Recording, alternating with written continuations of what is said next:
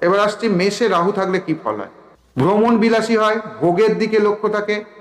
সমস্ত কিছু নিজে আত্মসাৎ করার ইচ্ছা, দূরদমনীয় আকাঙ্ক্ষা, সর্বত্র নিজের সুখের দিকে লক্ষ্য, প্রত্যেক বস্তুকে ইন্দ্রিয়জ অনুভূতির মধ্যে পাওয়ার ইচ্ছা, গুপ্ত উপায়ে বা অন্যায়ভাবে অর্থ লাভ, নিজের ভোগের জন্য বহু ব্যয়, নিজের অব্যবস্থিত চিত্ততার জন্য মানে চঞ্চল মস্তিষ্কের জন্য সাফল্যে বাধা, উচ্চাবিলাসের জন্য এবং স্বার্থপরতার জন্য আত্মীয় বিরোধ, অসৎ সঙ্গে ভ্রমণ,